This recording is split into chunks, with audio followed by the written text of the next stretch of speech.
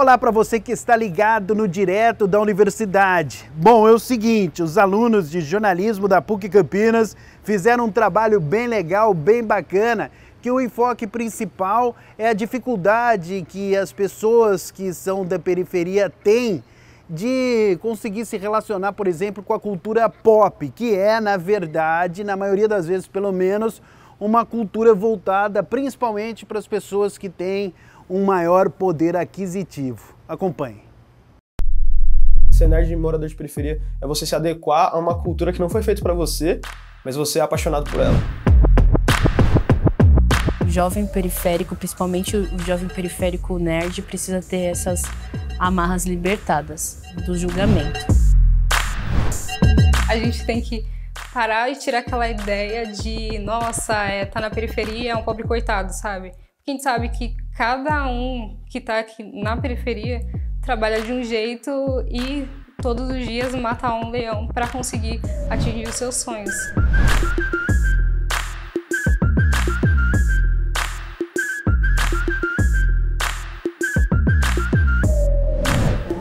Meu nome é Raquel Mota, sou fundadora da Sway The Real, junto com o Marcos Silva, e atualmente eu trabalho como programadora e producer na Sway. Eu prefiro que me chamem de Nórica, a maioria das pessoas me conhece assim. Tenho 25 anos, sou formada em rádio e TV e também sou cosplayer. Eu sou Alexandre Ribeiro, tenho 21 anos, sou escritor. Eu diria que eu sou o autor que faz o livro acontecer.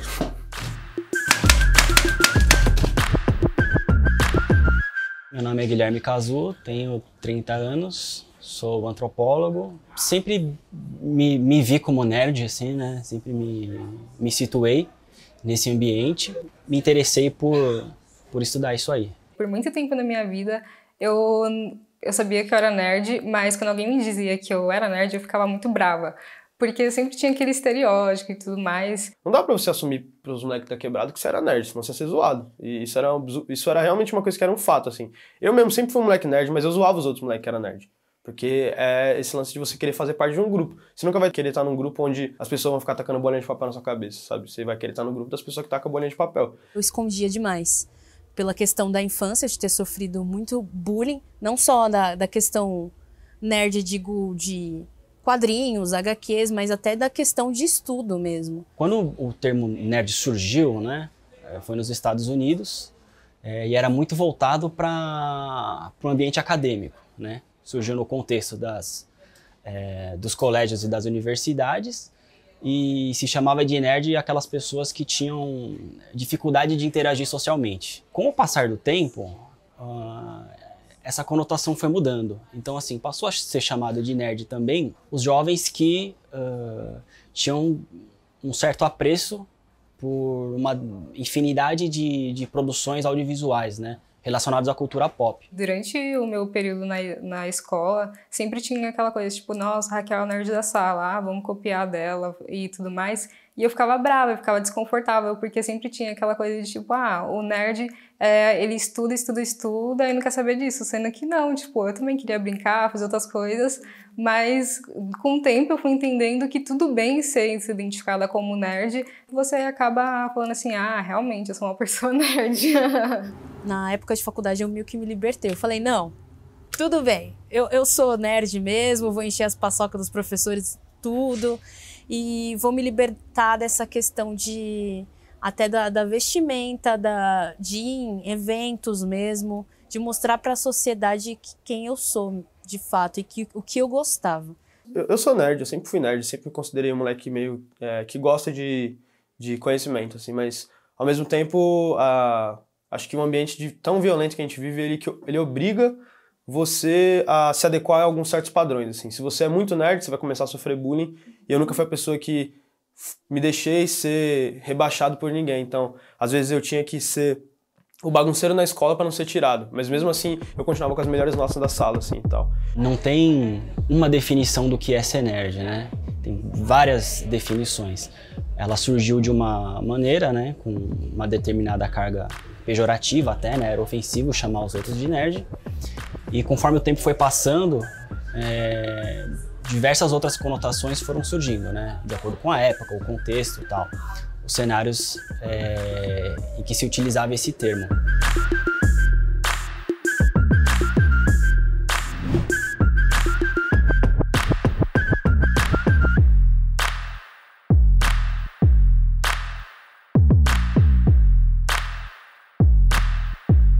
Ela trabalhava em casa, no computador, só que acabava que eu ficava muito perto dela, né?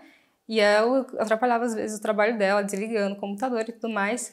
E aí ela decidiu que iria me ensinar a mexer, só que a mexer tipo, olha, não desliga porque vai dar ruim, sabe? E aí eu comecei a jogar jogos de alfabetização no computador, e foi um dos primeiros jogos que eu joguei, foi de alfabetização, mas sempre tinha aquela coisa, nossa, a Raquel só quer ficar no computador. Então, tipo, foi assim, eu acho que pra mim foi um processo muito natural. E até hoje eu tô aqui, tipo, fazendo o que eu tô fazendo, né?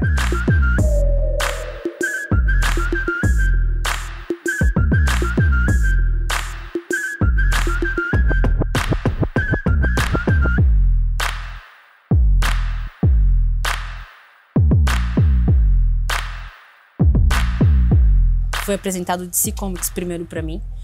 E eu também tenho esses quadrinhos. Eu acho que eu tenho um leque gigante de quadrinhos antigos. E depois foi meu pai me introduzindo nessa questão de ficção científica, que foi apresentado a parte de Star Trek, que eu adoro esse universo. Então foi aí que eu comecei a encaixar as coisas.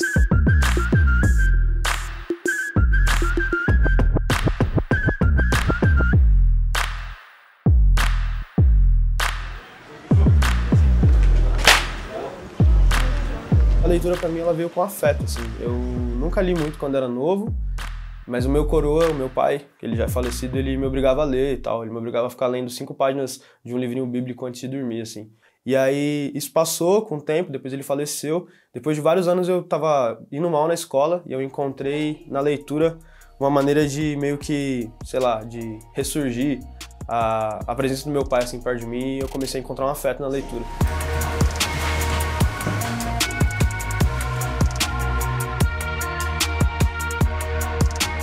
Eu, tanto o Marcos, a gente olhava para os jogos e não se sentíamos representados com aquelas narrativas. Então, naquele momento que a gente entendeu que a gente não se sentia representado em vários aspectos no ambiente de jogos, foi aí que nasceu a Suê.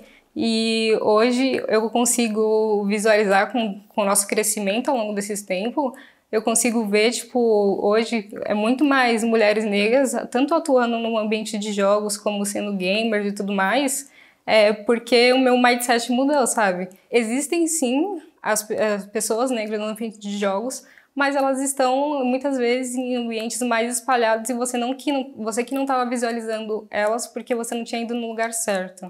A gente se sustenta pela Suê, tem eu e o Marcos como fundadores, né? E a gente tem colaboradores para alguns dos projetos específicos. O nosso público, ele tá muito diverso. Cada jogo específico, ele tem um público diferente. Então, por exemplo, o Angola Janga, em sua maioria, o público são pessoas que já um dia leram a obra, a HQ, né, do Marcel de Salete, que se chama Angola Janga, uma história de Palmares. E aí sim eles acabaram descobrindo que estava sendo produzindo um jogo, e a primeira versão que seria o protótipo. Então, tipo, o nosso público específico do Angola Janga está sendo esse. Aí, por exemplo, o público do Ambitimin, que é um jogo de batalha de beatbox. Esse público já é diferente, porque é um público que mais gosta, assim, de cultura de hip hop, beatbox. Então, tipo, cada projeto em si vai tendo um público diferente, né? Pra mim, ser cosplayer é tornar a fantasia realidade. Ele faz com que você se aproxime de um personagem que você goste, e pra pessoa faz com que você realmente tenha a interpretação. Foi um amigo meu que me levou, que foi quando eu conheci essa parte cosplay. Eu já gostava muito de animes e poxa, ir no evento e ver um personagem que eu gostava ali, porque a pessoa vira realmente personagem. Eu fiquei tipo, nossa, eu quero fazer isso, mas eu tinha uma vergonha enorme E aí foi quando eu conversei com a minha amiga, que ela é minha parceira cosplayer até então. E foi quando a gente decidiu, não, vamos fazer um cosplay. Eu escolho o personagem que eu me identifico. E aí eu começo a procurar tecidos, a ver os acessórios. Porque tem os cosplays que eu já tinha e aí eu vou elaborando mais versões, né, de outras roupas. E sempre vou querendo mais. Ah, que eu me acho mais imponente é da Storm. Porque a Storm que eu fiz é a versão dos anos 90, então é um body, uma bota branca que vem até aqui na coxa, você sente tipo, meu amor, tem pra ninguém. Você sai tipo, ah! Eu gosto muito da Storm e claro da Yoruichi, porque a Yoruichi foi a primeira personagem que eu fiz, então assim, eu tenho um amorzinho demais por ela. O Virgil foi um dos personagens negros que foi introduzido também na minha infância. Eu falei, por que não fazer esse cross? Por que eu não vou fazer o Virgil? Eu posso fazer o Virgil na minha versão feminina? E aí eu fui procurando, tanto que a primeira vez que eu fiz, eu fiz ele com calça. Então eu falei, não, eu vou fazer ele com saia. Eu vou fazer toda a roupa normal, mas vai ser de saia. Eu falei, caramba... Personagem principal, negro. Principalmente na periferia. Todo mundo vai... Se você sair ou falar ou questão de personagem super choque, todo mundo vai saber. Porque era algo que você assistia ali, ó, na hora do almoço, sabe? Você chegava da escola, tava assistindo o almoço, tava lá, super choque. E ele é negro, cara. E aí, no próprio desenho, mostra o quê? Ele na periferia... Ele sendo, tipo, gente como a gente, assim, jogando basquete, indo pra escola, tendo as coisas dele. Aí tem introduz aquele universo mesmo das dificuldades que tem, as pessoas querendo levar ele pro mau caminho, os amigos que foram pro mau caminho.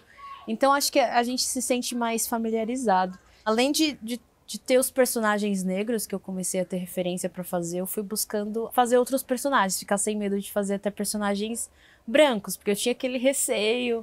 E aí eu fui fazendo um personagem branco, porque eu acho que qualquer um pode fazer cosplay, de qualquer jeito, independente do seu corpo, independente da cor. Aí eu fiz personagem branco, fiz personagem verde, fiz personagem de todas as cores possíveis. Um leque que pra mim antes parecia fechado, é um leque completamente aberto. Eu tinha um sonho que era não fazer com que esses livros morressem na prateleira, onde a molecada da minha quebrada visse aquilo e falasse, só mais um livro chato. E meu objetivo principal foi fazer com que isso chegasse nas pessoas que tinham que chegar, mostrar para moleques, para meninas que se parecem comigo, que tem a origem que eu tenho, que a leitura não é uma coisa chata, que sim, que ela pode ser muito encantadora, na verdade. E esse foi o objetivo principal, de fazer com que a literatura chegue, e que ela chegue com qualidade, chegue com reconhecimento, com identidade, com autenticidade, com todas as coisas que a gente que está criando histórias, a gente que vive as histórias na periferia, a gente tem. O livro nasceu com esse primeiro objetivo, e o segundo acho que também foi entender quem eu sou nesse mercado que é tão branco, que é tão classista, que é tão heterossexual, normativo, assim. Entender também o meu lugar no mundo, entender meu lugar no mundo e o meu lugar no mundo profissional também. Acho que esses foram os dois objetivos. Tem uma frase que eu gosto de falar, não sei de quem é, talvez é do Gabo, não lembro, que o livro você não escreve, né? Você meio que você condensa ele no seu peito e você depois só joga no papel. Então o livro demora uma vida inteira para ser escrito.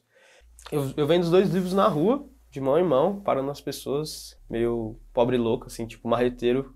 E tento cada vez dissipar mais, andar pela rua, falar do meu trabalho e também fazer um trampo muito forte na internet, assim. Divulgo bastante meu trabalho na internet, vendo online, faço vendas pro Brasil inteiro. E infelizmente eu sei que a realidade que a gente tá vivendo hoje, não adianta eu também sonhar que é só colocar isso aqui na Livraria Cultura que vai vender 10 mil, não vai.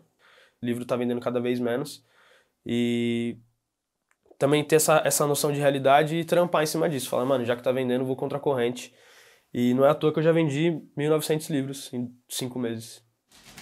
O programa que eu ganhei a bolsa foi de trabalho social voluntário. E essa bolsa é uma bolsa para você ir para um país estrangeiro e fazer trabalho voluntário em algumas instituições que fazem trabalho social. Aí, no caso, a instituição que eu ganhei é uma instituição que dá aulas para jovens com deficiências motoras, físicas, psíquicas. E você dá aula para eles de diversas maneiras. Eu ainda não sei como vou dar aula lá, porque eu tenho que aprender a falar alemão melhor. Mas eu pretendo misturar alguma coisa com a minha arte lá, tentar implementar isso. Há uma distinção dada a essa incompatibilidade de acesso aos bens, né? Como eu falei, assim, a gente teve uma grande mudança que foi o acesso à internet, né? O que também é relativo se a gente pensar se essa pessoa da periferia vai ter de fato um acesso à internet ou não. Mas considerando que está mais difundido hoje em dia, eu acho que isso melhora muita coisa. Mas não deixa em pé de igualdade as diferentes classes sociais, né? Que vão, enfim, apreciar esses bens. Quando a gente fala do ambiente periférico, a gente sabe que, em sua maioria, não são todas as pessoas que têm computadores com requisitos, assim, fortes para conseguir desenvolver jogos. Só que a gente prova que isso sim é possível, porque a gente sabe que com um computador bem básico a gente conseguiu desenvolver o nosso TCC, com toda a dificuldade que a gente teve durante o processo de aprender e tudo mais fazer, a gente viu que é possível. Com todo desse ambiente da periferia e tudo mais, a gente sabe que acaba que um ajuda o outro, acaba que muitas crianças que conversam com a gente, adolescentes, elas meio que se espelham e falam assim, caramba, vocês vieram de onde eu vim e eu sei que é possível fazer tal coisa. Então, tipo, tem muito dessa questão. Tem todo esse trabalho de formiguinha, né, como eu falo sempre, para entender como que vai ser distribuída aquela obra para que as pessoas do ambiente da periferia, elas não deixem de consumir aquele produto por simplesmente estar caro demais para o bolso delas, né? Porque se você tiver que falar para uma pessoa, olha, você vai ter que pagar R$80 nesse jogo aqui e você vai ter que escolher entre pagar R$80 e pagar sua passagem de ônibus, obviamente ela vai escolher pagar a passagem de ônibus. Então, tem todo um estudo da obra em si e do contexto das pessoas que vão jogar aquilo para mensurar um valor. Sendo de periferia, tem a dificuldade de não ter eventos locais próximos. Não tem. Sempre era uma distância gigantesca. E também pela questão do custo. Então, se for para ser colocado um empecilho, seria a grana, né? Sempre existiu a demanda do universo geek na periferia, só não existia espaço e acredito que a oportunidade.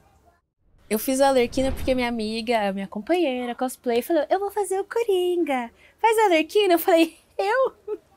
Como que eu vou fazer a Arlequina, minha querida? A Arlequina é o quê? Loira, com a cara, ela pinta, né, o rosto. Eu falei, vão me zoar até. Ela, não vão te zoar. Faz a Arlequina. Fiz a Arlequina. E aí vem um cara, ele falou essa seguinte palavra. Você é retardada? Por que você fez o cosplay da Arlequina se você é preta? Você não pode fazer. Ficou ridículo. E aí eu simplesmente dei um sorriso pra ele e eu falei, não ficou. Porque se tivesse ficado, você não iria sair ali do seu canto pra vir falar alguma coisa pra mim. E foi a primeira vez que eu escutei algo em um evento. A dificuldade de escrever um livro na periferia foi essa cena, assim. Era 4 horas da tarde, eu peguei meu caderno, um livro, a minha mochila e meu RG, coloquei no meu bolso e fui até a quadra que é ali na rua de cima. Sentei pra escrever, comecei a escrever, era 4 horas da tarde, passaram 1, 2, 3 horas, já começou a ficar escuro, já era umas 7 e pouco da noite, começou a garoar, tava escrevendo, e daqui a pouco senti uma coisa gelada no meu ombro, assim. Porra, aí eu olhei, tinha o cano da arma assim apontado pra mim e um policial falou, vai, mão na cabeça. Aí eu, puta que bosta, né? Já não é a primeira vez que eu tomei enquadro na minha vida, mas o cara mandou colocar a mão na cabeça e tal, chutou minha perna, começou a revirar minha bolsa, assim, falou, vai, cadê a maconha? Cadê a maconha? Eu falei, senhor, não tenho nada, que tô escrevendo, trabalhando, não sou escritor. Ele é escritor, então cadê a maconha mesmo? E aí ele ficou falando e tal, tipo, vai, querendo achar alguma coisa comigo. Eu falei, ó, tá aqui meu RG, olha lá na viatura, não tenho passagem, nada. Aí o cara voltou e falou, ó, você não tem nada, eu vou te liberar.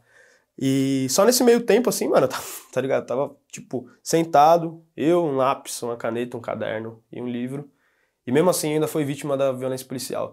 A população periférica, ela é oprimida de cima pra baixo mesmo, o Estado, às vezes coloca um policial, que também mora até na minha quebrada, aqui perto, só que ele tá cumprindo o papel de ser o opressor do Estado e vem, me chuta, revira minha bolsa, rouba minha brisa e acaba, tipo, Eu também que eu sou malandro, né? Não deixei por ficar barato, depois eu coloquei esse otário no livro.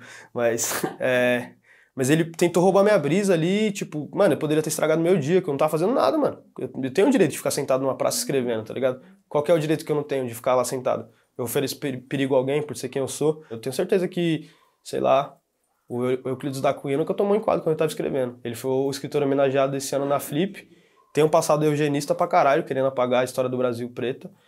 E ele é homenageado, sabe? E eu sou um dos escritores que poderia ter morrido naquele dia. Eu sou um dos moleques que, antes de ter virado escritor, teve que lavar chão, teve que trabalhar na Renner. E no meio do caminho eu poderia ter desistido, sabe? Então, acho que eu carrego muito uma resiliência em mim, assim, de que tomei muita pancada, então eu sei me adequar às pancadas, mas eu não acho que é da hora tomar pancada, não. As pessoas das comunidades periféricas, né, estão inclusive promovendo eventos, né, tal, que fomentam a difusão dessa cultura na medida do possível. Então eu acho que teve uma grande mudança, mas ainda há um recorte aí.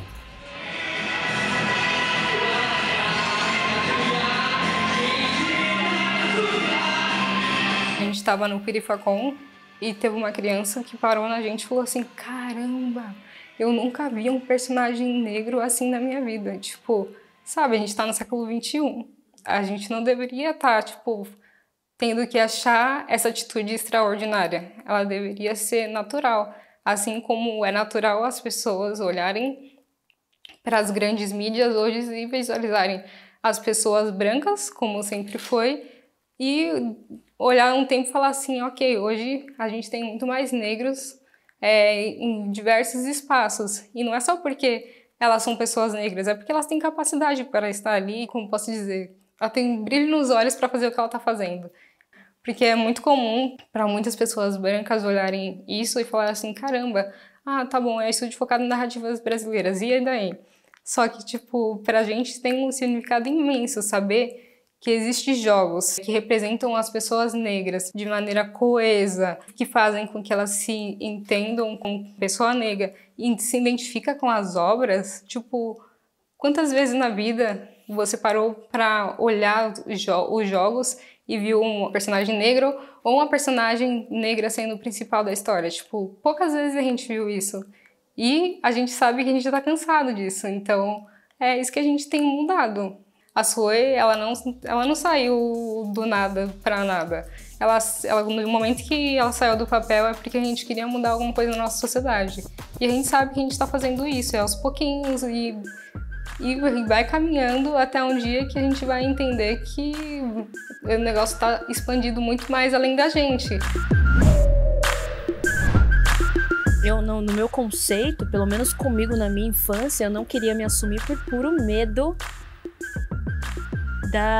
da questão física também e do emocional. Então eu tinha medo de falar, tipo, eu acho que eu sou nerd. Nossa, pra quê? Se a pessoa já julgava falando que achava que eu era nerd, eu já apanhava, já era trancada no banheiro, já era julgada. E aí já era julgada tanto por ser nerd, tanto pela minha cor, pelo meu cabelo, de tudo. Cara, então eu acho que não tem mais essa. As pessoas têm que se assumir. As pessoas te veem na rua, ainda mais se tá vendendo na rua, te veem com um olhar que elas estão, tipo, te dando uma esmola, sabe? Mesmo que eu tenha um trampo foda, que eu reconheço, eu sei que é muito incrível, mano. Ó, fiz um trabalho numa paleta de cores, tem ilustração aqui dentro, é um trabalho muito que eu me dediquei. As pessoas ainda veem como se elas estivessem me dando uma esmola, e não como elas estivessem comprando um produto incrível, com qualidade, feito por um moleque de 21 anos, morador de periferia, sonhador e tal. Para que serve a utopia? Utopia é assim, você caminha 2 passos, ela se distancia 10 passos. Você caminha 10 passos, ela se distancia 20. A utopia está sempre no horizonte, você está sempre seguindo ela. Para que serve a utopia? Para que você nunca pare de caminhar.